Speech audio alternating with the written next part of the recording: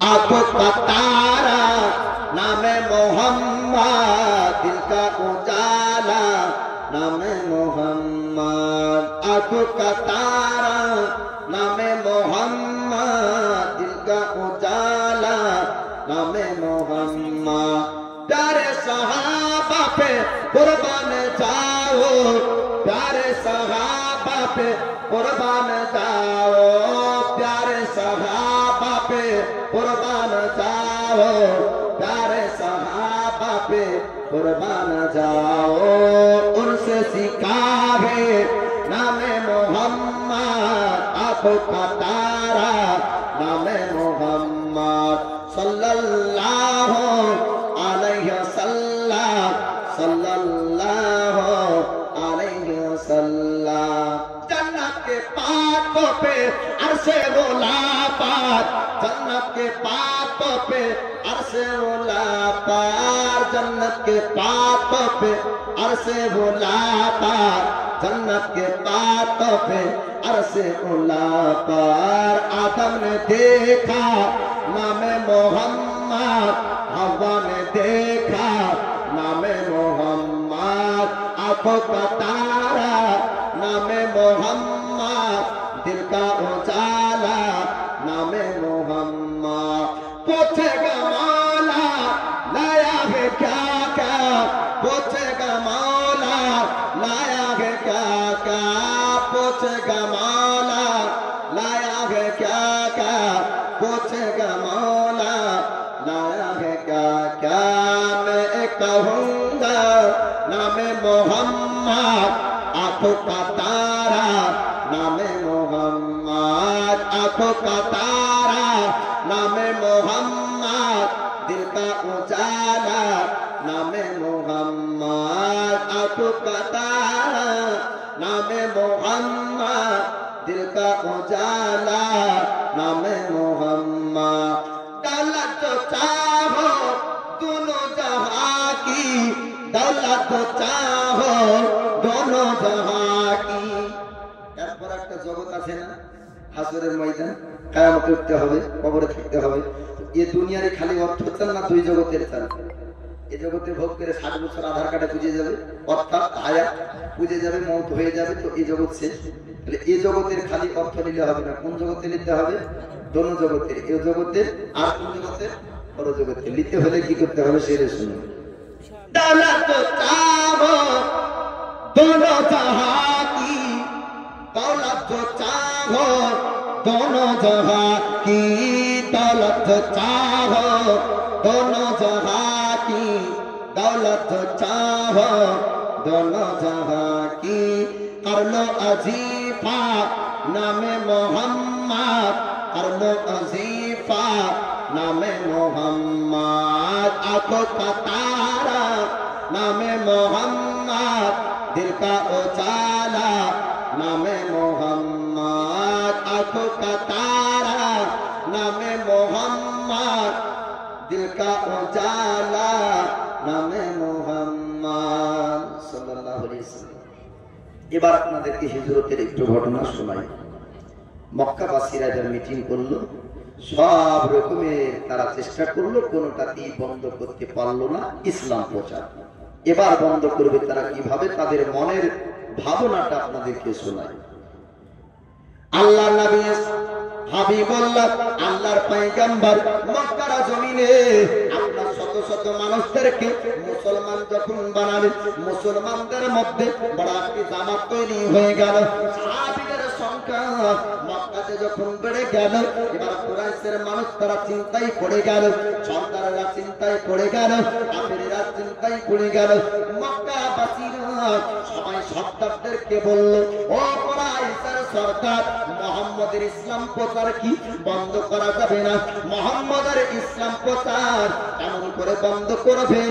এবার তারা একটা মায়দা করলো, তারা মিটিং করলো যে মুহাম্মদের প্রচার বন্ধ এমনি হবে না, যদি মুহাম্মদকে শেষ করতে পারা যায় তবে তো ইসলাম প্রচার বন্ধ হয়ে যাবে। মক্কার সমস্ত খানদানের সরকারকে বলল, ও সরকারের তোমরা শোনো শোনো, একটা মায়দা করতে হবে, মিটিং করতে হবে, তবে ইসলাম প্রচার বন্ধ করা যায়? আর একজন এক এক রকম পরামর্শ দেয়। কোন ব্যক্তি বলল মুহাম্মদকে গ্রেফতার করতে হবে, কারাগারে বন্দী করব, জেলখানায় বন্দী করব।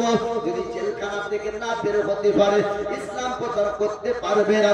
তার মধ্যে কোন ব্যক্তি বলল না না, এমনটা যদি করে দাও আর পক্ষের মানুষ যারা ইসলাম গ্রহণ করেছে তাদের দ্বারা ইসলাম প্রচার হয়ে যাবে, তারপর তারা ভরসা করবে এখনো পর্যন্ত তাদের নবী জীবিত আছে। কোন ব্যক্তি বলল যদি ছাঙ্গ আপনার ভেঙে দেওয়া হয়, কোন ব্যক্তি বলল এমনটা যদি করা হয়, একজন বৃদ্ধ ব্যক্তি শয়তান আপনারা আসলো, আসার পর বলল মুহাম্মদকে জানে মেরে দিতে হবে, পৃথিবীর বুকে জিন্দা যেন না থাকে, জীবিত যেন না থাকে। যদি জীবিত থেকে যায় তবে ইসলাম প্রচার আস্তে আস্তে তার দ্বারাতে বেড়ে যাবে। এই মায়দাটা তারা সবাই গ্রহণ করলো, সিদ্ধান্ত করলো এবার তাকে জানে মেরে দিতে হবে। জানে আপনার মেরে দেওয়ার সিদ্ধান্ত হয়ে গেল। আমার আল্লাহ জিবরিল আমিন ফেরেশতাকে পাঠিয়ে দেয়। আল্লাহর ফেরেশতা জিবরিল আমিন পৃথিবীর জমিনে আসেন, আসার পরে বলে হুজুর আপনাকে বেশি দিন না অল্প দিনের মধ্যে মক্কা থেকে মদিনায় আপনাকে যেতে হবে, আপনাকে হিজরত করতে হবে। আল্লাহর নবীর উপর যখন ওহী অবতীর্ণ হলো, আল্লাহর নবীর উপর যখন আল্লাহর ফেরেশতা জিবরিল আমিন জানিয়ে দিলেন, আল্লাহর নবী বললেন ও আমার সাহাবীরা, আমি নবী অল্প দিনের মধ্যে মদিনা থেকে মক্কা থেকে মদিনাতে হিজরত করব। সাহাবীদেরকে আমার নবী বললেন সাহাবীরা তোমরা মদিনায় চলে যাও। মদিনার আনসারীরা মুহাজিরিনরা ঈমান এনেছে, তাদের কাছে যদি তোমরা চলে যাও তবে তোমাদেরকে আশ্রয় দিবে, তোমাদেরকে জায়গা দিবে। ইয়াসরাফের আপনারা মানুষেরা মদিনার মানুষেরা আসলে হুজুর আপনার উপর নাকি হামলা হবে। আল্লাহর নবী বললেন ও মদিনাবাসীরা, ও আনসারীরা, ও মুহাজিরিনরা, তোমরা আমার জন্য চিন্তা করবে না, তোমরা আমার জন্য চিন্তা করবে না। আমি নবী তোমাদের কাছে একটা জিনিস চাই, তোমরা দিবা কিনা একটু জানিয়ে দাও। মদিনার মুসলমানরা বললেন হুজুর আপনি যদি আমাদের জীবন পর্যন্ত চান আমাদের জীবন কোরবান করে দিব। ইয়া রাসূলুল্লাহ, ইয়া হাবিবাল্লাহ, নবী গো আপনি যেটা চাইবেন দিব। আল্লাহর নবী বললেন আমার সাহাবীরা যখন তোমাদের মদিনায় যাবে তাদেরকে তোমরা একটু আশ্রয় দিও, তাদেরকে তোমরা একটু থাকার জায়গা দিও। আল্লাহর নবী হাবিবুল্লাহ হাদিস শরীফের মধ্যে জানিয়ে দেন তারা আপনার মেহমানবাজি করবে, ও ব্যক্তি হলো উত্তম ব্যক্তি। জোরে সরে বলুন সুবহানাল্লাহ। আল্লাহর নবীর যত সুন্নাত তার মধ্যে ফজিলত নয়, সুন্নাতের মধ্যে একটি সুন্নাত হলো মেহমানের খাতির করা, অসহায় মানুষদেরকে খেতে দেওয়া, এতিমকে আপনার ভালোবাসা, গরিবদেরকে ভালোবাসা আমার রাসূলুল্লাহর সুন্নাত। জোরে বলো মুহাজিরিনদেরকে যখন এমন কথা বললেন মুহাজিরিনরা বললেন, আনসারীরা বললেন হুজুর মদিনাবাসী মুসলমান হবে, মদিনাবাসী আপনার উপর ঈমান আনবে। ইয়া রাসূলুল্লাহ, ইয়া হাবিবাল্লাহ, নবী আপনি মদিনায় চলুন। আল্লাহর নবী বললেন ও মদিনাবাসীরা, ও আনসারী মুহাজিরিনরা, তোমরা চিন্তা করো না, টেনশন করো না, তোমাদের নবী অল্প দিনে সোনার মদিনায় যাবে। জোরে বলো। এবার সাহাবীদেরকে আমার নবী বললেন সাহাবীরা তোমরা মদিনায় যেতে লাগো। এবার মদিনায় যেতে লাগেন সাহাবী রাসূল। আল্লাহর নবী বললেন আবু বকর আলী তোমরা দুজন থেকে যাও, আমি নবী যখন মক্কা থেকে মদিনা যাব আবু বকর আমার সঙ্গে যাবে, আমি আবু বকরকে সঙ্গে নিয়ে যাব। এবার আবু বকর খবর শুনলেন আল্লাহর নবী হাবিবুল্লাহর বাড়িতে। এবার মক্কাবাসীরা, মক্কার সরদারেরা, কাফেরেরা যখন আক্রমণ করতে এসেছিল ওই সময়তে আল্লাহর নবী হাবিবুল্লাহর রাতে আবু বকরের কাছে যান। আল্লাহ পাক জিবরিল আমিনকে পাঠিয়ে দেন, জিবরিল আমার হাবিবকে জানিয়ে দাও আজকে তাকে যেতে হবে মক্কা থেকে মদিনার হিজরত করবে আর রাতারাতি তাকে পার হতে হবে মক্কা থেকে আল্লাহ জানিয়ে দিবেন এবার আবু বকর সিদ্দিক বাড়িতে আছেন আমার নবী বলেন আবু বকরের কাছে আল্লাহ নবী হাবিবুল্লাহ দাবার পরে দরবাজায় আওয়াজ দেয় দরবাজায় টকটক করে আওয়াজ আসলো দরবাজায় আওয়াজ আপনার পর পর একবার ডাকে আবু বকর আপনার জেগে যায় একবার ডাকে সাড়া দিয়ে দেয় লাব্বাইক ইয়া রাসূলুল্লাহ হুজুর আবু বকর ঘুমাইনি আমার নবী বললেন আবু বকর গো তুমি এত গভীর রাত্রিতে আসলা পর্যন্ত ঘুমানি আবু বকর বললেন হুজুর গো একটা রাত না একটা রাত না দুটো রাত না তিন রাত না আপনি যেদিন থেকে বলেছেন মক্কা থেকে মদিনা হিজরত করবেন সঙ্গে থাকবে আবু বকর আমি সেই দিন থেকে আজ পর্যন্ত হুজুর গো আমি সারা রাত্রির মধ্যে কোনোদিন ঘুমাইনি জোরে জোরে বলুন সুবহানাল্লাহ ও সাহাবীর মহতাজ ও সাহাবীর প্রেম ভালোবাসা আমার নবীকে কত ভালোবাসতেন যারা রাত্রিতে ঘুমকে পর্যন্ত হারাম করে দেয় আর নবীর জীবনে শুনতে শুনতে কত ঢুল হয় ঠিক লাগে সে আর ভালো লাগে না আর শুনতে ভালো লাগে না আর যখনই পঞ্চরাত গান হবে যদি খবর শুনে রাত্রি 1টার সময় শ্রীজীবী উঠবে নাইকা এই 1টার সময় শ্রীজীকে হট না কেনে হট কেনে একটু ভালো করে দেখতে দে সুবহানাল্লাহ এরকম ঘোরাঘুরি হয় ঠিক লাগে জি তো আল্লাহ নবী হাবিবুল্লাহ ইশকুল মহাব্বত প্রেম ভালোবাসা আবু বকরের কলবে বলে হুজুর আমি সারা রাত্রির মধ্যে কোনদিন ঘুমাইনি যেদিন থেকে আপনি বলেছেন সঙ্গে নিয়ে মদিনা যেতে হবে জি এই ছেলেটার মাথায় ঠক্কর লাগলো দেখে আপনারা হাসছেন আর আমার একটা কথা মনে পড়লো বলে কি আমাদের একটা বয়স্ক হুজুর ছিল আমাদের যুক্তি দিত যে মিলাদে যখন যাবি তখন যদি অতিরিক্ত গরম লাগে ঠাসা বেশি হয় তখন কি করবি সুবহানাল্লাহ যখন বলতে বলবে ঝাঁকারে যে সুবহানাল্লাহ হাতের বাড়ি খেয়ে এমনি করে জায়গা দিয়ে তো হুজুরের পাশে বসে ঠোকাঠুকি তো লাগবেই নাকি খালি ফাইজ দিতে হবে না একাধারে ঠোকাঠুকিও দিতে হবে জি তো আবু বকর সিদ্দিক বলে হুজুর আপনি যেদিন থেকে বলেছেন সেই দিন থেকে নিয়ে সারা রাত্রি আমি আবু বকর কোনোদিন ঘুমাইনি আল্লাহ নবী হাবিবুল্লাহ আর তার পয়গম্বর বললেন আবু বকর গো আজকে রাতারাতিতে চলতে হবে সোনার মদিনার হিজরত করব আবু বকরকে নবী বললেন আবু বকর সবারই প্রয়োজন আছে দুটো ঘোড়ার প্রয়োজন আছে দুটো উটের প্রয়োজন আছে আবু বকর বললেন ইয়া রাসূলুল্লাহ ইয়া হাবিবাল্লাহ আপনি চিন্তা করবেন না আপনি যেদিন থেকে বলেছেন আমি আবু বকর অন্য কোনো কর্ম করি না আমি দুটো সওয়ারি মদিনা যাওয়ার জন্য রেখেছি ধরে বলো আবু বকরকে বললেন নবী আবু বকর গো এই সওয়ারি কতটা দাম নেবে আবু বকর মহব্বতে বলে হুজুর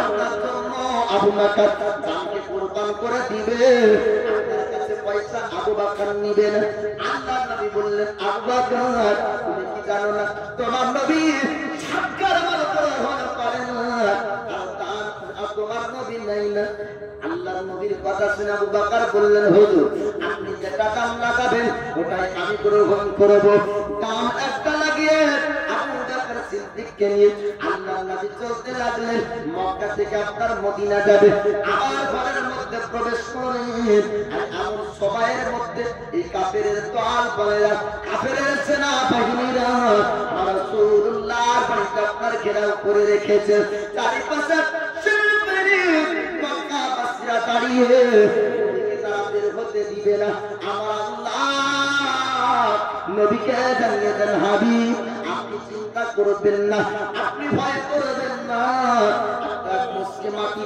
আল্লাহ নবী আপনার উঠালেন সূরা ইয়াসিন তেলাওয়াত করে তাদের চোখে ছিটিয়ে দেয় তারা রাত্রিতে আমার নবীর সামনে দিয়ে বের হয়ে যায় কোনো ব্যক্তি দেখতে পাই না করে বলো হযরত আলী ডাকতে হুজুর আপনি বললেন আমাকে থাকতে, আমি কি মদিনায় যাব না?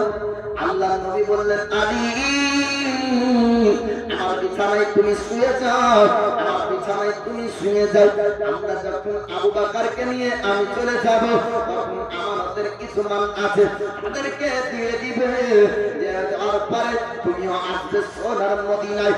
আলী এর খোদা মুশকিল তো সহায়তার কারণ তিনি আপনার জেনে গেলেন আল্লাহ নবী যেহেতু বলেছেন মদিনায় আমার পরে তুমি আসবে, অর্থাৎ আলীর মনে বিশ্বাস কাফেররা ক্ষতি করতে পারবে না। আমি আলী সহি সালামা সোনার মদিনায় পৌঁছাবো। জোরে বলো রাতের মধ্যে আল্লাহর নবী এবার কাফেরদের চোখে ধোঁকা দিয়ে বের হয়ে আপনার সামনে দিয়ে চলে যায়। ওয়াহাবিরা পৃথিবীর জমিনে তারা করার তর্জমা করে, আল্লাহর নবী হাজির না, তারা কেমন বা তর্জমা করে বেড়ায়। নবী যখন কাফেরদের চোখের সামনে দিয়ে চলে যায়, কাফেররা নবীকে দেখতে পায় না, দেখতে পায় না নবীকে, কাফেররা দেখতে পেল না। সামনে দিয়ে যখন চলে যায় নবীকে হাজির নাজির কেমন করে বেঈমানরা মানতে পারে? সুন্নিরা মানতে নবী হাজির, কারণ ওয়াহাবিদের চোখে নবী দেখা দেবেন না। নবীজি যাকে একবার নবীর নূরানি চেহারাকে দেখিয়েছেন, ও ব্যক্তি কালেমা পড়ে মুসলমান হয়েছে, বলুন সুবহানাল্লাহ। আল্লাহর নবী হাবিবুল্লাহকে আব্দুল্লাহর বেটা মুহাম্মদ হিসাবে মানুষের নজরে যারা দেখেছিল ঈমান আনতে পারেনি, যারা আল্লাহর পয়গম্বর নূরি নজর নূরি চেহারাকে যারা একবার দেখেছিল ঈমান এনেছে। আবু বকর দেখেছেন, ঈমান এনেছেন। ওমর ফারুক দেখেছেন, ঈমান এনেছেন। ওসমান গনি দেখেছেন, ঈমান এনেছেন। আলী দেখেছেন, ঈমান এনেছেন। যত সাহাবী রাসূলরা আমার নবীর নূরানি চেহারাকে দেখেছেন, তারা সবাই আমার নবীর উপর ঈমান এনেছেন, বলুন সুবহানাল্লাহ। রাতারাত্রিতে এবার কাফেরদের চোখের সামনে দিয়ে আমার নবী পাক বের হয়ে যান। এবার রাত্রিতে চলতে চলতে আল্লাহর নবী বললেন আবু বকর একটু আরাম করো। তার পূর্বের একটি কথা, আল্লাহর নবী যাওয়ার পূর্বে পবিত্র কাবার সামনে দাঁড়িয়েছিলেন। আল্লাহর নবী কাবাকে ডাকতে বলেছিলেন, কাবারে যেতে চাইনি, কিন্তু পরিস্থিতি এমনটা এসেছে আমাকে তোকে ছাড়তে হচ্ছে। ওরে কাবা আমি মদিনা থেকে তোকে স্মরণ করব। নিজ হাতে কাবার মেরামত করেছিলেন, তাই কাবাকে জড়িয়ে ধরে আল্লাহর নবী কাবার কাছে শেষ বিদায় নিয়ে, এ কাবা আমি তোকে মদিনা থেকে স্মরণ করব, আমি তোকে ছেড়ে যেতে চাইনি, পরিস্থিতি ছেড়ে যেতে হচ্ছে। আল্লাহর নবী হাবিবুল্লাহ এবার আবু বকরের সঙ্গে চললেন। রাস্তাতে যাওয়ার পর বলে আবু বকর একটু তুমি দাঁড়িয়ে যাও, একটু দাঁড়িয়ে যাও, ঠিক আছে একটু তুমি দাঁড়িয়ে যাও। একটা গর্তের মধ্যে আল্লাহর নবী আরাম করবেন, গর্তটা আপনার গারে সুরের মধ্যে আল্লাহর নবী আরাম করবেন। আবু বকরকে নবী বললেন আবু বকর একটু গর্ত পরিষ্কার করো। আবু বকর সিদ্দিক সমস্ত জায়গা গারে সুর আপনার পরিষ্কার করলেন। পরিষ্কার করার পরে বললেন হুজুর এবার বিশ্রাম করতে পারেন, আপনি এবার আরাম করতে পারেন। আল্লাহ নবী হাবিবুল্লাহ গর্তের মধ্যে আপনার প্রবেশ করলেন। আল্লাহ নবী আরাম করবেন। একটা জাঙ্গে আবু বকরের জাঙ্গে আমার নবী মাথা রাখলেন, একটা পা আবু বকরের বাকি রইল। আবু বকর লক্ষ্য করে দেখলেন বড় বড় সাপের গর্ত ছিল। সমস্ত গর্তগুলা আপনার ঢেকে দেওয়ার পরে একটা গর্ত ঢাকার কোন জিনিস যখন পাই না, একটা পায়ে আমার রাসূলুল্লাহ আল্লাহর পয়গম্বর মাথা রেখে আরাম করেন, আর একটা পায়ে আপনার তালু গর্তের মধ্যে দিয়ে দেন, তারা কোনো সাপ বের হতে না পারে, কোনো সাপ যেন আঘাত না করতে পারে। আল্লাহর নবী বললেন আবু বকর, আল্লাহর নবী আরাম করেন। আর দেখা গেল হঠাৎ চোখ দিয়ে পানি ঝরে। আল্লাহর নবী বললেন আবু বকর তোমার চোখ দিয়ে কেন পানি ঝরে যায়, তোমার চোখ দিয়ে কেন পানি ঝরে? দয়ার নবী মায়ার নবীকে আল্লাহ পাক গায়বে সংবাদদাতা নবী বানিয়েছেন। নবী যাওয়ার পরে জিজ্ঞাসা করলেন আবু বকর গো তোমার চোখ দিয়ে কেন পানি ঝরে বলো? আবু বকর বলে হুজুর আমি এক নয় দুই নয় প্রায় কমাবে আমাকে ৭০-এর অধিকবার সাপে আমাকে ছবল মেরেছে। আমি বিষকে যখন সহ্য করতে পারলাম না, বড় শরীরের রং পরিবর্তন হয়ে যায় নবী গো, শরীরে বিষ ছড়িয়ে যায়, আমি চোখের পানি সহ্য করতে পারলাম না। আপনার চেহারা মুবারকে আমার চোখের পানি পড়ে গেল, আপনার আরামের বেঘাত হয়েছে, আপনার আরাম ভেঙে গেল, আমাকে আপনি একটু ক্ষমা করবেন। আল্লাহ নবী বললেন আবু বকর ওই জায়গাটা একটু আমাকে দেখিয়ে দাও। আবু বকর আপনার দেখিয়ে দিলেন পাশ আমার রাসূল হাবিবুল্লাহ লানা মুবারক আবু বকর পায়ে লাগিয়ে দেয়, বিষ সঙ্গে সঙ্গে পানি হয়ে যায়, জোরে জোরে সঙ্গে সঙ্গে বিষ পানি হয়ে গেল। পৃথিবীর বুকে এমন কোন মা সন্তানকে জন্ম দিতে পারেনি যে ডক্টর হয়ে 100 বছরের বয়সের ছাত্রী 70 বার আপনার ছবল মারে ওই জায়গার বিষ পানি করার জন্য কোন মেডিসিন আবিষ্কার করবে। আমার রাসূলের মুবারকের মধ্যে আল্লাহ পাক যেমন ওষুধ দিয়েছিলেন 1000 বছর বয়সের সাপ এক নয় দুই নয় প্রায় কমবে 70 বার ছবল মারার পরে নবীর লানা মুবারকে পুরো শরীরের বিষ পানি হয়ে যায়। আবু বকর আমার দয়ার নবী আবু বকরকে বলেন আবু বকর যে সাপ তোমাকে ছবল মেরেছে এ তোমার দুশমন না, এ তোমার বন্ধু, জোরে বলুন সুবহানাল্লাহ। আবু বকর বলে হুজুর আমাকে আঘাত করার পর আমার কেমন করে বন্ধু হয়? আল্লাহর নবী বললেন আবু বকর শোনো, আমি মক্কা থেকে মদিনা যাব, এই সাপ আমার চেহারাকে দেখার জন্য এই জায়গাতে অপেক্ষা করলো। চোখগুলো বন্ধ ছিল, আবু বকর তুমি বন্ধ করেছো। সাপ যখন নিরুপায় আমার চেহারা দেখতে পাবে না তখন তোমার পায়ে আঘাত করলো, তুমি একবার পা সরাওনি, দুবার আঘাত করে তুমি পা সরাওনি। আবু বকর বলে হুজুর আমার চোখের পানি হয়তো তার চেহারা মুবারকে পড়েছে। আবু বকরের শেষ বিন্দু রক্ত থাকা পর্যন্ত আবু বকর ওই জায়গা থেকে পা সরাতো না, কেননা সাপ যদি আপনাকে আঘাত করে দেয়, যদি আপনাকে ছবল মারে আমি সহ্য করতে পারবো না। নবী গো আপনার জন্য আবু বকর জীবনকে কুরবান করতে পারে। আল্লাহ নবী বললেন আবু বকর যখন নিরুপায় উপায় পেল তখন তোমার পায়ে আঘাত করলো, এক নয় দুই নয় প্রায় কমবে 70 বার পর্যন্ত আঘাত করেছে, সাপের হয়েছে দুইজন দিয়ে আমার রাসূলুল্লাহ চেহারা মুবারক দেখতে থাকে, জোরে বলো।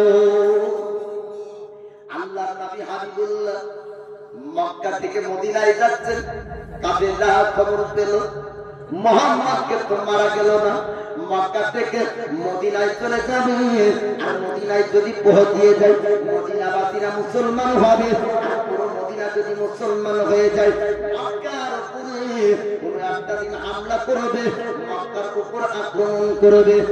মক্কায় এলান করলো, আমাদের উতবা সাইবা আর সবাই বলল ও মক্কাবাসীরা যাও যাও যাও মদিনা যেন মুহাম্মদ পৌঁছাতে না পারে, মুহাম্মদকে রাস্তা থেকে ধরে আনো, যে ব্যক্তি মুহাম্মদকে রাস্তা থেকে ধরে আনতে পারবে তাকে ইনাম পুরস্কার দেওয়া হবে, তাকে পুরস্কৃত করা হবে।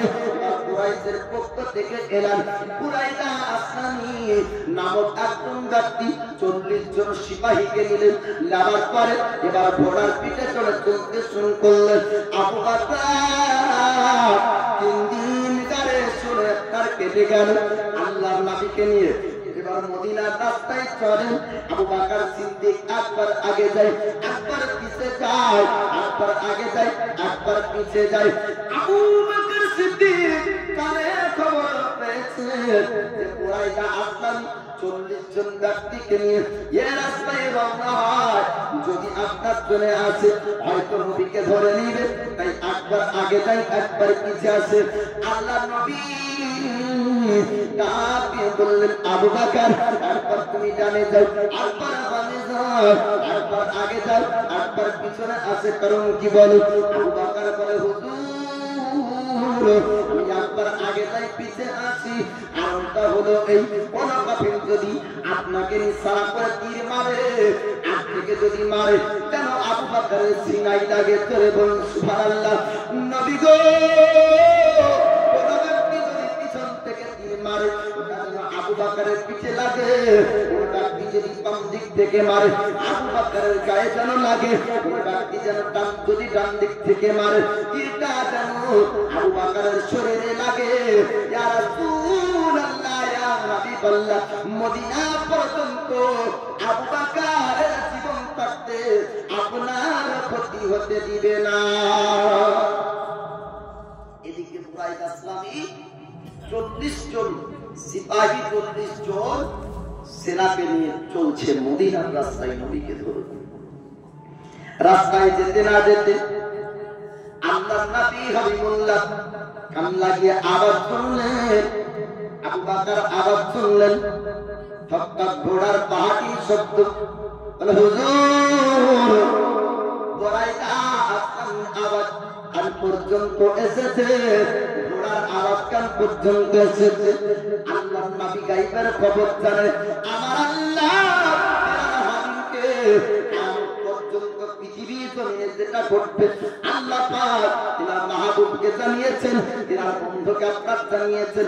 প্রমাণ স্বরূপ 86টা হাদিসের মধ্যে আছে আল্লাহর নবী বলেন আমার ডান হাতের তালুতে কিয়ামত পর্যন্ত যতজন জান্নাতি হবে তাদের নাম ও পরিচয় আমার আল্লাহ ডান হাতের তালুতে দিয়েছেন।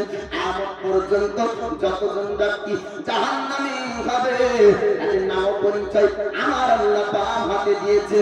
আল্লাহর নবী তিনি আপনার গায়বের খবর জানেন, বুরাইদা আসলামীর মনের খবর নবী তিনি জানেন।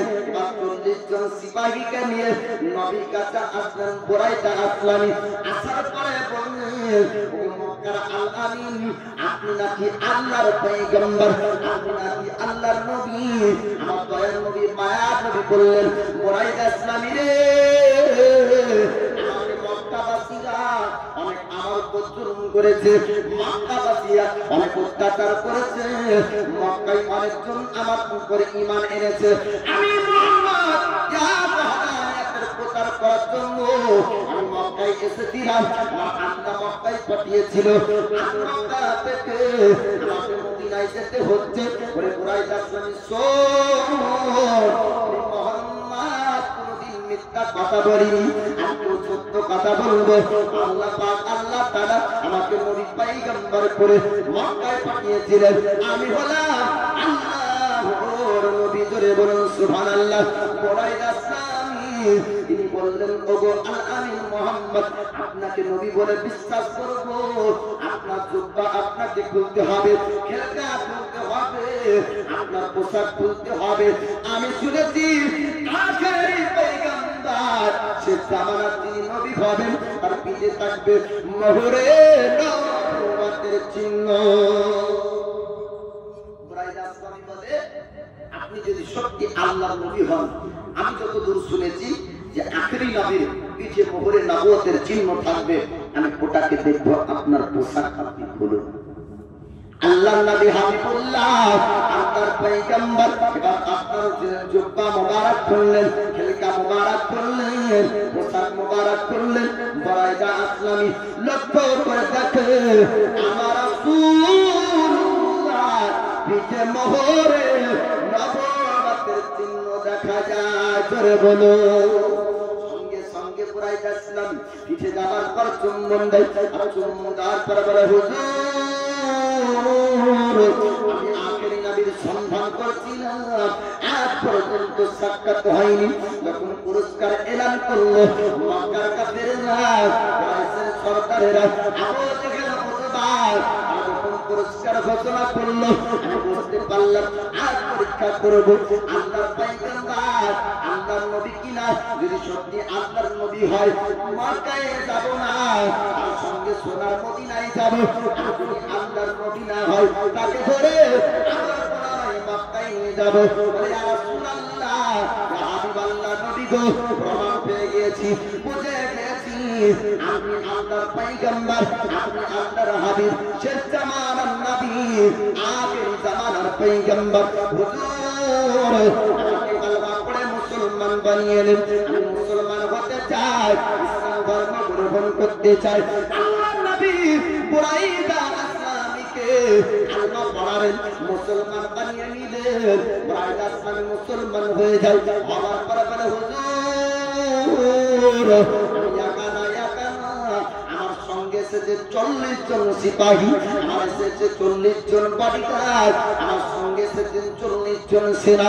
হুজুর, সবাই জিজ্ঞাসা, তাদের সবাইকে জিজ্ঞেস করুন, তারা সবাই কালেমা পড়ে মুসলমান হয়ে যাবে।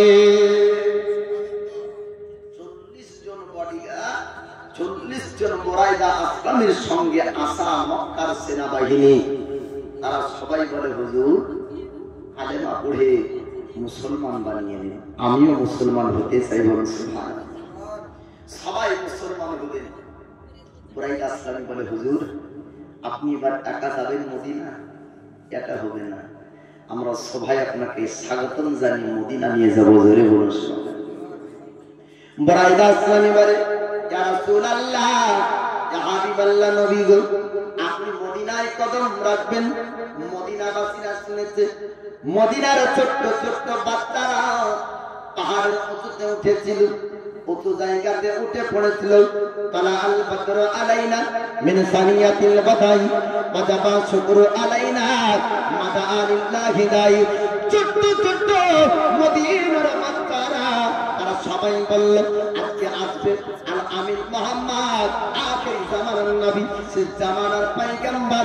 আপনার নবীকে দেখার জন্য উঁচু জায়গাতে মহিলারা পর্যন্ত দাঁড়িয়েছিল। মদিনাবাসীরা সবাই নবীর চেহারা দেখবে। বুরাইদা আসলামী বলে হুজুর, আপনি মদিনায় কদম রাখবেন, আপনার আগে আমরা যাব, আর সবাই আমরা পতাকা উত্তোলন করব, আপনাকে তাকবীরের ধ্বনি দিয়ে দিয়ে মদিনায় নিয়ে যাব। জোরে বলুন সুবহানাল্লাহ। কিতাবের মধ্যে পাওয়া যায়, জীবনের মধ্যে পাওয়া যায়, বুরাইদা আসলামী নিজের আমানত, নিজের পাগড়িকে আপনার পরলেন, একটা লাঠির আঘাতে নিলেন, আর 8 লাঠির আঘাত নিয়ে বুরাইদা আসলামী তাকবীর করতে শুরু করলেন। আমার নবীকে মদিনায় তাকবীর দিয়ে দিয়ে বুরাইদা আসলামী নিয়ে যায়। পতাকা উত্তোলন করে নবীর সালাতের ধ্বনি উচ্চারণ করা ফারিস্তার সুন্নাত, বুরাইদা আসলামী সাহাবীর সুন্নাত। জোরে বলুন সুবহানাল্লাহ। দুনিয়ার কিছু ভাইরাস আছে, নবী দিবস জুলুস মিছিলে যদি তাকবীর শুনে, ওদের গায়ে পিছাটো ঠেকালে যতটা চুলকাবে তার থেকে বেশি ওরা চুলকায়। এ ঠিক না? পিছাটো ঠেকালে মনে হয় অতটা হবে না যতটা নবীর রিসালাতের ধ্বনি শুনলে ওদের হয়। আল্লাহর নবী হাবিবুল্লাহ তিনি এবার মক্কা থেকে মদিনার রাস্তায় বুরাইদা আসলামী স্লোগান দেয়। বুরাইদা আসলামী 40 জন ব্যক্তি তথ্য আবু বকর সিদ্দিক সবাই সবার পিপাসা লেগেছে। নবীর অলৌকিক মুজিজা ক্ষমতার মধ্যে একটি বিশেষ ক্ষমতা, যে নবীর দ্বারাতে 5 বাঘা বকরি, যার বাচ্চা হয় না এমন বকরি দুধ পর্যন্ত দিয়ে দেয়। জোরে বলবেন না সুবহানাল্লাহ। গতকালকে একটা হালিমাতুস সাদিয়ার কথা বলতে গিয়ে উদাহরণ বলেছিলাম যে মহিলারা নবীকে দুধ দেবে না, নবী চাইলে বাঘা বকরির মধ্যে থেকেও দুধ নিতে পারে। তো এই মক্কা থেকে মদিনায় যখন যাচ্ছিলেন তখনকার এভাবে সাহাবীরা বলে হুজুর পিপাসা লেগেছে, পানির ব্যবস্থা। আল্লাহর নবী হাবিবাল্লাহ পয়গম্বর বললেন, আল্লাহর বন্ধু তিনি সাহাবীদেরকে বললেন, তোমরা আমার সাহাবীরা তোমাদের পিপাসা লেগেছে, তবে পানির ব্যবস্থা নাই, তোমরা চিন্তা করবে না, টেনশন করবে না। দেখো একটা রাখাল দেখতে পাওয়া যায়, রাখালকে বলো রাখালের বকরি থেকে দুধ যদি দিয়ে দেয়, দুধ থেকে পিপাসা নিবারণ হয়ে যাবে, পিপাসা মিটে যাবে। আবু বকর সিদ্দিক গেলেন, রাখাল রে কাছ থেকে কিছুটা দুধ সংগ্রহ করতে চাই, কিছুটা দুধ নিতে চাই। রাখাল বলল, আমার বকরির কাছ থেকে আপনাদেরকে দুধ দেওয়া যাবে না, আমার বকরির বাচ্চার দুধ পান করে পেট ভরে না। আল্লাহর নবীর সাহাবী আবু বকর আসার পরে বললেন, হুজুর আমি রাখালকে বললাম, রাখাল রাজি হলো না, রাখাল দিতে চাইলো না। দয়ার নবী মায়ার নবী তিনি বললেন, আবু বকর গো, রাখালকে একটু জানিয়ে দাও যে আমার বকরি যদি তার কাছে থাকে, তার কোনো বাচ্চা নাই, দুধের প্রয়োজন হবে না। রাখালকে যখন বলা হলো, রাখাল বলল, আবু বকর আমার একটা বকরি আছে, আজ পর্যন্ত বাচ্চা দেয় না, বাছা বকরি, আপনার দুধের প্রয়োজন নাই বাচ্চার, কিন্তু আপনার তো আমি অবাক হয়ে যাই, বাছা ছাগলের কাছ থেকে কেমন করে দুধ আসবে। আবু বকর বললেন, রাখাল রে, তুমি জানো না আমাদের পয়গম্বর নবীর শক্তি পাওয়ার সম্পর্কে? আবু বকর বললেন, হুজুর একটা বাছা ছাগল আছে, একটা বাছা বকরি আছে, তার বাচ্চা নাই। আল্লাহর নবী বললেন, আবু বকর রাখালকে বলো, যদি অনুমতি দেয় আমি তার কাছ থেকে দুধ সংগ্রহ করব। রাখালের কাছে যা বললো, আল্লাহর নবীর কথা রাখালকে বললেন, রাখাল রাজি হয়ে যায়। আমার দয়ার নবী বললেন, ও আমার সাহাবী, ছাগলের কাছে যাও, যাবার পর বলো কারণ নবী তার কাছ থেকে দুধ চেয়েছে, জোরে বলো। যেমন আবু বকর বাজা বকরির কাছ থেকে দুধ চান, আমার আল্লাহ বাজা বকরির মধ্যে বাজা বকরির স্তনে দুধ দিয়ে দেন। আবু বকর সিদ্দিক দুধ নিলেন, এবার সাহাবীরা পান করলেন। 40 জন সাহাবী দুধ পান করলেন, নবী পান করলেন, রাখাল পান করলো, তবুও দুধের মধ্যে কোন কমতি আসে না, জোরে বলুন সুবহানাল্লাহ। কোন খাবার যদি খেয়ে নেন তার মধ্যে বরকত চলে আসে। জি, এটা একটা বললাম, অসংখ্য আপনার ঘটনা আছে। যেমন হযরত জাবিরের ঘরের খাবারের কথা শুনেছেন, লালা মুবারক মিশিয়ে দেয়, তো হাজার মেহমান খাই তাও খাবার দেয় না, বলুন সুবহানাল্লাহ। পুরো মহল্লাবাসীদেরকে আপনার জাবির ডাকেন ডাকি খাওয়ান, তাও খাবারের মধ্যে কমতি হয় না। বড় আশ্চর্যের বিষয় হলো, যে গোশত খাওয়া হয়েছিল বেঁচে থাকা হাড্ডি থেকে আবার বকরি জিন্দা হয়ে যায়, জোরে বলুন সুবহানাল্লাহ। এ হলো নবীর বরকত। তো যাই হোক, আমি আপনাদেরকে একটা কথা বলবো, শেষ ভালো যার সব ভালো তার, ঠিক না? একজন ব্যক্তি জিন্দেগিতে বহু গুনাহ করলো, মওতের সমাজে যদি তওবা করে কালেমা পড়ে মরতে পারে, আমার আল্লাহ তওবা যদি কবুল করে নেয়, তার অতীতের গুনাহগুলি আল্লাহ ক্ষমা করে দেন। আর একজন ব্যক্তি জিন্দেগিতে নেকি করে গেল, কিন্তু মরণের সময়তে কুফরি কালাম করে মারা গেল, ওই ব্যক্তির জীবনের আমল সব বাদ। ও কুফরি কালামের জন্য, কুফরি করার জন্য সব আমল করবার। তো শেষ ভালো যার সব ভালো তার। আলোচনা শেষ হবে, শেষ মুহূর্তের দিকে চলে এসেছে, মদিনাতে কদম রাখবে, একটু বলবো আপনাদেরকে। তবে আমি শেষ মাহফিলের সময়তে যখন দোয়া করতে চাইবো, মারহুম মারহুমা মৃত্যু ব্যক্তিদের জন্য দোয়া হবে। পিতাহারা, মাহারা, ভাইহারা, বোনহারা, নানিহারা, নানাহারা যতজন বসে আছেন, তারা সূরা ফাতিহা পড়বেন, সূরা ইখলাস পড়বেন, আর মারহুম মারহুমাদের জন্য 50-100 টাকা করে দোয়ার জন্য দিয়ে যাবেন। বলে ইনশাআল্লাহ। একবার দরুদ পড়েন, আল্লাহুম্মা মাওলানা মুহাম্মদ ওয়ালা আলি সাইয়্যিদিনা মাওলানা মুহাম্মদ সাল্লি আলা মুহাম্মাদিন সাল্লি আলা মুহাম্মদ হরদম ज़बान से निकालो पाक नबी मोहम्मद हरदम ज़बान से निकालो शफीआना मोहम्मद सल्लल्लाहु अलैहि वसल्लम। আল্লাহর নবী হাবিবুল্লাহ তিনি এবার ওখান থেকে সাহাবী এবং আবু বকর দয়ার নবী মায়ার নবী সবাই দুধ পান করলেন। এবার সোনার মদিনাতে কদম রাখলেন, আল্লাহর নবী হাবিবুল্লাহকে জায়গা দিলেন। মদিনাবাসীরা আপনার দয়ার নবী মায়ার নবী মসজিদে খুতবা বানালেন। মসজিদে খুতবা বানানোর পরে মসজিদে নববী তৈরি করলেন। এরকম আপনার মসজিদে কিবলাতাইন অনেক মসজিদ দয়ার নবী মায়ার নবীর দ্বারাতে আপনার তৈরি হয়েছে। তো আল্লাহর নবী হাবিবুল্লাহ মদিনাতে কেমন ভাবে ইসলাম প্রচার করতেন আপনাদের একটু মদিনার কথা শোনাবো। মক্কার কথা শুনলেন, এবার মদিনার কথা একটু শোনাবো। আমি অধম আলোচনা শেষ করব। তবে নবীর মহাব্বতে, নবীর প্রেমে, নবীর ভালোবাসায় জিনারুল সাহেব 1000 টাকা দিয়েছেন মোহাম্মদ জিন্না। নারায়ে তাকবীর, নারায়ে রিসালাত। দেখেন জিনারুল 100 টাকা ইমাম হোসেন। এই দেখেন নাতি বলে নানাকে ভালোবাসে না। আলাহিম 100 টাকা নানার জন্য দিয়েছেন 100 টাকা, আর আরেক জন্য দিয়েছে আলাহিম 100 টাকা। আল্লাহ তাদের দানকে কবুল করুন, আমিন ইয়া রাব্বাল আলামিন। বিজয় হাবিবিকা সাক্কাতুল আমবিয়ায়ে ওয়াল মুরসালিন। তো দয়ার নবী মায়ার নবী সোনার মদিনাতে এখনো গুম্বাদে খাদেরা রয়েছে। মদিনাতে 10 বছর ছিলেন। হিজরত করলেন কত বছর বয়সে? নবীর 53 বছর বয়স। কত বছর? জীবনী শুনে এই ইম্পর্টেন্ট কথাগুলো মনে রাখবেন। নবীর বয়স হলো টোটাল জিন্দেগি দুনিয়ার বয়স হলো 63 বছর। কত বছর? 63 বছর। 40 বছর বয়সে নবুয়তের প্রকাশ হয়েছে। নবুয়তের প্রকাশ হওয়ার পরে দুনিয়াতে নবী ছিলেন আপনার জাহিরি জিন্দেগিতে 23 বছর। মক্কাতে ছিলেন নবুয়তের পরে 13 বছর। মদিনাতে ছিলেন 10 বছর। পূর্ণ পবিত্র কোরআন নাজিল হয়েছে সম্পূর্ণ 23 বছর ধরে। রমজান মাসে মুকাম্মাল নাজিল হয় পবিত্র কোরআন। এই দয়ার নবী মায়ার নবী মদিনাতে 10 বছর ছিলেন। আর দয়ার নবী মদিনাতে ইসলাম প্রচার করেছেন।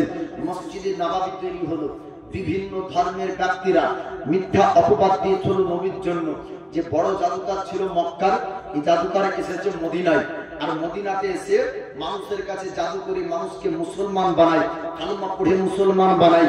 আল্লাহর নবী কিভাবে মুসলমান বানিয়েছেন নমুনা স্বরূপ একটি কথা বলবো। আল্লাহর নবী হাবিবুল্লাহ ইবাদতখানা মসজিদে নববী তৈরি হলো। একজন বেধর্মী যাওয়ার পর ও মসজিদে নববীতে দাঁড়িয়ে দাঁড়িয়ে পেশাব করে। আনিয়ে ছেড়ে খোদা মুশকিল কোসা হায়দার কাররার তার শক্তি সম্পর্কে কিতাবের মধ্যে পাওয়া যায়। যুদ্ধের ময়দানে ঢাল যদি আপনার পড়ে যায়, ও আনিয়ে ছেড়ে খোদা লোহার একটি দরওয়াজাকে এক হাতে ঢাল হিসাবে ব্যবহার করেছিলেন। তার নাম হলো আলী। ঢালের ওজন কত ছিল? দরওয়াজার ওজন কত ছিল? কিতাবের মধ্যে পাওয়া যায় 40 মণ ওজন তার ছিল। সে ঢাল ব্যবহার করে আনিয়ে ছেড়ে খোদা। জোরে বলবেন না সুবহানাল্লাহ। দুমুন যদি আপনার মাথায় নিতে যাইতে পারবেন না।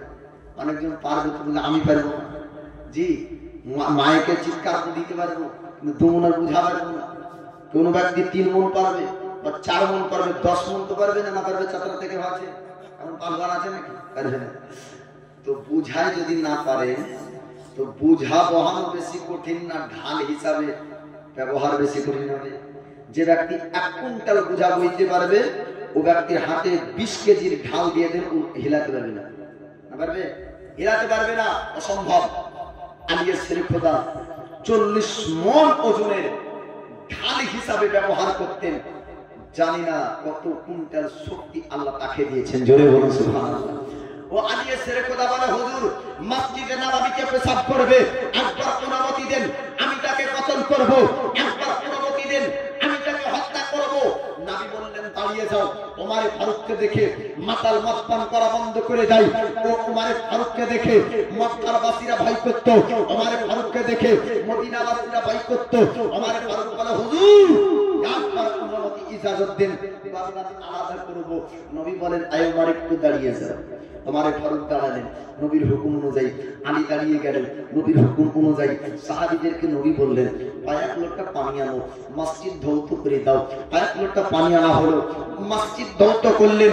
আল্লাহর নবী বলেন, আলী আমি যদি ইলমের জ্ঞানের আমরা যদি হয় তার দরওয়াজা তুমি বলো, যেই জায়গাতে ইহুদি পেশাব করেছে, বেধর্মী পেশাব করেছে, ওই জায়গাতে এখন নামাজ হবে কিনা?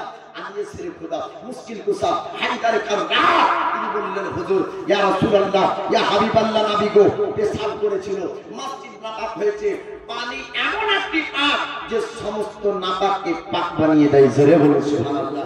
যে জায়গাতে নামাজ হবে কোনো অসুবিধা নাই।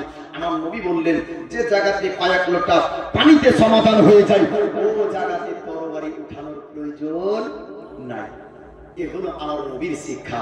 ও ব্যক্তি ছুটতে ছুটতে চলে আসলো, আসার পরে বলে ইয়া রাসূলুল্লাহ ইয়া হাবিবাল্লাহ, ওগো নবীজি আমি জানতাম না মিথ্যা অপবাদ আপনার নামে দেওয়া হয়েছে।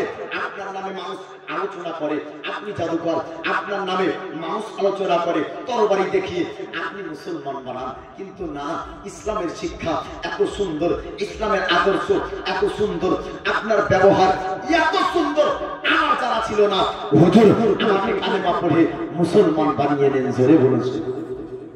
ও ব্যক্তি কালেমা পড়ে মুসলমান হয়ে গেল। তো এরকম নবীর আদর্শ দেখে মুসলমান হয়েছিল, কিন্তু কোন ব্যক্তি নবীকে ভয় করে মুসলমান হয়নি, নবীকে ভালোবেসে মুসলমান হয়েছে। বলো সুবহানাল্লাহ। নবীর একজন বিখ্যাত সাহাবী, নাম তার সালমান ফারসি। কি নাম বললাম? সালমান ফারসি। এই সালমান ফারসি মদিনাতে ইসলাম ধর্ম গ্রহণ করেছিলেন। মাত্র 15 থেকে 20 মিনিট লাগবে। সালমান ফারসির কথাটা শুনবেন না দোয়া করবেন? একটু বলেন সুবহানাল্লাহ। তবে সালমান ফারসির ঘটনাটা শুরু করব আর একদম শেষ করব, কি আলোচনা শেষ হবে। তার পূর্বে আর মাঝে কোনো কথাও হবে না, কোনো চিৎকারও হবে না। মায়েদের মধ্যে একজন মাকে খালি বলবো, আপনি বিল খুসুস খাস করে কাল কিয়ামতে দিন জানো আল্লাহ পাক আল্লাহ তাআলা তার খাস রহমত আপনার উপর রাখেন। নবীর মহব্বতে একজন মা খালি 100টা টাকা এখানে পাঠিয়ে দেন। একটু 2 কলি নাচ শুনিয়ে আমি শুরু করব সালমান ফারসির ঈমান আনার কথা। তিনি কেমন ভাবে কত ধর্মের জ্ঞান অর্জন করে অবশেষে ইসলাম ধর্ম সত্য ধর্ম হিসাবে প্রমাণ স্বরূপ সালমান ফারসি পেয়েছিলেন। জোরে জোরে বলুন সুবহানাল্লাহ। এই সালমান ফারসি ইহুদি ধর্ম যাচাই করেছিলেন, নাসারা ধর্ম যাচাই করেছিলেন, ঈসাই ধর্ম যাচাই করেছিলেন। সব ধর্ম যাচাই করে অবশেষে যেটাকে শ্রেষ্ঠ ধর্ম হিসাবে পেয়েছে তার নাম হলো ইসলাম। ইন্না দীনা ইনদাল্লাহিল ইসলাম। আল্লাহর পছন্দের ধর্ম হলো ইসলাম। সালমান ফারসি জ্ঞান অর্জন করে বিভিন্ন ধর্ম যাচাই করে মুসলমান হয়েছিলেন। এ নয় যে নবীর কাছে ডাইরেক্ট এসেছিলেন, আর বাড়ি মক্কাতে ছিল না, মদিনায় ছিল না, ভারত দেশের বাসিন্দা এই সালমান ফারসি। জি, 100 টাকার একজন মা এসেছে। তবে এবার ভূগোলি শোনাতে হবে, না হলে এরা সকালবেলাতে আলোচনা করবে যে এরা হলো মিথ্যাবাদী, মৌলবীরা মিথ্যা কথা বলে। ওরা বললে গজল বললে বলে না। মায়েদেরকে নবী আমার খুব ভালোবাসতেন বাবজি, মায়েদেরকে নবী ভালোবাসতেন, আর মায়েদেরকে আপনারাও ভালোবাসবেন। সুবহানাল্লাহ। এই মায়ের যা কারো বোন, কারো বিবি, কারো মা, আপনার কারো বেটি, মাদেরকে সব নজরে ভালোবাসতে হবে। বেটিকে বেটির নজরে ভালোবাসেন, মাকে মায়ের নজরে ভালোবাসেন, বোনকে বোনের নজরে ভালোবাসেন, আপনার বিবিকে বিবির নজরে ভালোবাসেন। বলে বিবিকে ভালোবাসতে হবে, এটা বাধ্যতামূলক। বলে কেন? মাকে ভালোবাসা না বাসলে অসুবিধা নাই, মা সমালোচনা করবে না। যদি বিটিকে ভালো না বাসে তো বাপের দিকে রহম করবে, সমালোচনা করবে না। বিবিকে যদি ভালো না বাসা যায় অমনি ফোন করবে, বাপের বাড়ি গেল, কার হাতে দিয়েছ, জ্বালা শেষ নাই, ঠিক না? জি। তবে একটা মহিলার উপরে অন্যায় ভাবে তার স্বামী অত্যাচার করতো, কথাতে কথা বের হয়ে আসে। তো কথা একটা মনে করলো তো শুনিয়ে দিই। তো বিবির উপর অন্যায় ভাবে অত্যাচার করতো, কিন্তু ধৈর্যশীল মহিলা কোনদিন স্বামীর প্রতিবাদ করতো না। এ স্বামীর আড়া এত কোঠের বাড়ি, তো তোর প্রতিবাদ নাই, তোর শরীরে রাগ নাই, তোদের বলে 36টা কলা, তুই এক কলা দেখাবি। তখন মেয়েটা বলছে যে কি আমাদের কলা দেখতে চেয়েও না, জ্বালাই মরবে। তো বলে তোদের কলাতে কি আমি দেখবো একবার, এত মারলাম তো 36 কলা কোনোদিন দেখালি না। তো বিবি বলছে সব যে হতো তোমার এতই তো দেখাবো। তবে বুলিয়া কোহা তার হবে না, হঠাৎ দেখতে পাবো। এই মেয়েটার মনে আছে যে স্বামী আর কলা দেখতে চেয়েছে যে এক কলা দেখাবে, হঠাৎ স্বামী স্ত্রী বিবির মধ্যে আলোচনা হবে, বলছে অমুক লেটার হই কালকে চাষ করবো। আজকে ও বাজারে তাজা খচখচিয়া কই মাছ কিনে এনেছে, আনার পরে একটা গর্ত খুঁড়ে ওই গর্তের মধ্যে পানি দিয়েছে। গল্পটা পুরো বুড়িনের মজাটা যেহেতু শেষ করিস না টাকা দিয়ে, তো দাঁড়া। তো গর্ত খুঁড়ে ও ধুয়ে পানি দিয়েছে আর কই মাছটাকে রেখেছে। কই মাছ বাবা কিন্তু জান খুব বড়া, মেলা খুব বেঁচে থাকতে পারে। তো রাত হয়ে গেল শেষ, সকালবেলা নাঙ্গল জুড়েছে তার স্বামী, আর নাঙ্গলের ফালের সঙ্গে মাছ উঠে এসেছে। মাছটা বাড়ি নিয়ে আসার পরে বিবিকে বলছে ভালো করে রান্না করিস, আর জমকে খাবো। বিবি বলছে কলা দেখানোর সুযোগ এসেছে, তুমি আসো বাড়ি। নাঙ্গল বহে ওই রাগের অবস্থায় বাড়ি এসে যেমনই ভাত চেয়েছে, ভাত দিয়েছে শাক ভাত, আর ওই নাঙ্গল বহানো লাঠিতে 2-3 শাক। গ্রামবাসীরা জুটে গেল, রোজ রোজ কিসের জন্য মারি দিল। গ্রামবাসীরা আসে, বাহানা পাই না যে কি বলে বলবে, স্বামী স্ত্রী মার হতেই পারে। যখন এবার মার শুনেছে, গ্রামবাসীরা সব বলে মানলি কিসের লেগে? তো বুঝে কি আমি মাছ এনে দিয়েছি, বাজার থেকে মাছ এনে দিয়েছি, তো মাছ রান্না দেয়নি, আমাকে শাক দিয়েছি, এমন কেন অভ্যাস হবে? বিবিটা বলছে দেখেন ধেনে গো, আমি কি করে তাকে মাছ দিব? ও আনিয়েছে বাজার থেকে শাক, চাইছে আমার কাছে মাছ খেতে। ওকে জিজ্ঞাসা করেন ধেনে কোন হাট থেকে মাছটা কিনেছে। তখন বলছে এই বলছে তুই কোথা থেকে মাছ কিনলি? তো বলছে লেটার হই চুষতে গেলাম, তো ফালের সঙ্গে কই মাছ তাজা উঠলো, তো আমি ওই বাড়ি দিয়ে এসেছি। লোকে বলছে হাই রে, তাহলে মেয়েটাকে তুই এরকম ভাবি রোজ মারিস না?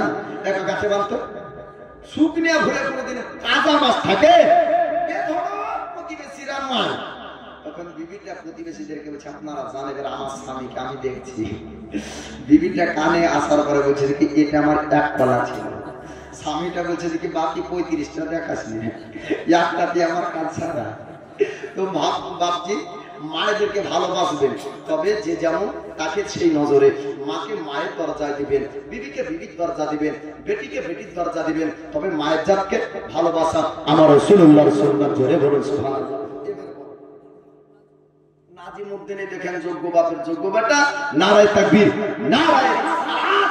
এই দেখেন নাজিমউদ্দিন 500 টাকার দাতা, আল্লাহ তার দানকে কবুল করুন, আমিন ইয়া রাব্বাল আলামিন। বিদায় হাবিবিকা সাক্কাতুল আমবিয়ায়ে ওয়াল মুরসালিন। এবার শুনবেন সালমান ফারসির আপনারা ঘটনা, যে সালমান ফারসির বাড়ি ছিল ফারসে, ফারস দেশে, আর বাপ ছিল জমিদার। আল্লাহর নবীর সাহাবী সালমান ফারসি এবার ভারত দেশ থেকে আসবেন সোনার মদিনা। কিভাবে শুনবেন? আল্লাহর নবীর সাহাবী সালমান ফারসিকে আল্লাহ পাক আল্লাহ তাআলা হেদায়েত দিবেন। হেদায়েতের মালিক হলেন আল্লাহ।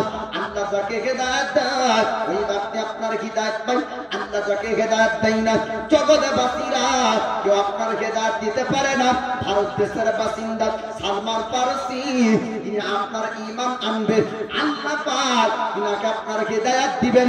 জমিদার বাবুর আপনার একমাত্র ছেলে, কোনদিন মাঠে কাজ করতেন না, কোনদিন মাঠ আপনার যেতে দিতেন না। জমিদার বাবু বললেন ও সালমান ফারসি, আমি তোমাকে ময়দান কোনদিন যেতে দেইনি, বেটির মতন ভালোবেসেছি, তবে আজকে তোমাকে ময়দান যেতে বলি, ময়দান ভ্রমণ করবে, তবে সন্ধ্যা যেন লাগাবে না। আমি তোমাকে বড় ভালোবাসি, আমার তুমি একমাত্র সন্তান, সন্ধ্যার পূর্বে তুমি বাড়ি ফিরবে, তোমাকে জঙ্গলি জানোয়ারটা হয়তো ক্ষতি করবে। সালমান ফারসি ময়দান ভ্রমণ করতে করতে আপনার সন্ধান নিকটে হয়ে যায়। বাড়ি ফিরার পথে একটা ঈসাই ধর্মের ইবাদতখানা দেখতে পায়, গির্জাঘর দেখা যায়। ওই গির্জাঘরের সামনে দাঁড়িয়ে গেল, ঈসাই ধর্মের ব্যক্তিদের ইবাদত করা দাঁড়িয়ে দাঁড়িয়ে দেখলো। ওই ঈসাই ধর্মের ব্যক্তিরা তোমরা একটু শোনো শোনো, আমি জমিদার বাবুর পুত্র, আমি জমিদার বাবুর ছেলে, আমি তোমাদের ইবাদত করা দেখলাম, তবে আমি তোমাদের ধর্মের জ্ঞান অর্জন করতে চাই। তোমাদের পণ্ডিতকে কোথায় পাওয়া যাবে, তোমাদের ধর্মের জ্ঞানী কোথায় পাওয়া যাবে, আমি তার সঙ্গে সাক্ষাৎ করব। ঈসাই ধর্মের ব্যক্তিরা বললেন জমিদার বাবুর পুত্র, জমিদার বাবুর ছেলে, আপনি শুনুন শুনুন, ও ভারত দেশে পণ্ডিত পাওয়া যাবে না, পণ্ডিতের সাক্ষাৎ করতে হলে যেতে হবে শাম দেশে। শাম দেশের বাসিন্দারা ঈসাই ধর্মের জ্ঞান অর্জন করেছে, ওখানে যদি আপনি যান তবে পণ্ডিত পাওয়া যাবে, জ্ঞানী ব্যক্তিকে ওখানে আপনি যে পাবেন। এবার সালমান ফার্সি কথা শুনলে তিনি আপনার সন্দেশে যাবে। জমিদার বাবু চিন্তা করলেন এখনো সালমান ফার্সি কেন আসে না, বাড়ির দারোয়ানকে ডাক দেয়। জমিদার বাবু বললেন বাড়ির দারোয়ান যাও যাও, সালমান এখনো কেন আসে না, সালমানকে আনতে হবে। এবার বাড়ির দারোয়ান বললেন ও জমিদার বাবুর ছেলে, আপনি বাড়ির দিকে চলুন চলুন, সন্ধ্যা লেগে গিয়েছে। আপনার আব্বা চিন্তা করে আর পর্যন্ত কোনদিন আপনাকে বাড়ির বাইরে পাঠাননি। সালমান ফার্সি বললেন ওরে বাড়ির দারোয়ান একটু দাঁড়িয়ে যা, আমি বাড়ির জেলখানার মধ্যে থেকে থেকে আমি বাইরের জগৎ ধরিনি, আমি বাইরে ভ্রমণ করতে আসলাম। আমি একটা জিনিস দেখতে পাই, ইবাদত খানা দেখতে পাই, আমি গির্জাঘর দেখতে পাই। আমার বাবা দাদুর ধর্ম ইহুদি ধর্ম, আমি নাসারা ধর্মের জ্ঞান আমি অর্জন করে দেখবো, নাসারা ধর্মের জ্ঞান শিখবো। আমি দেখবো ইহুদি ধর্মটা ভালো নাকি নাসারা ধর্ম ভালো।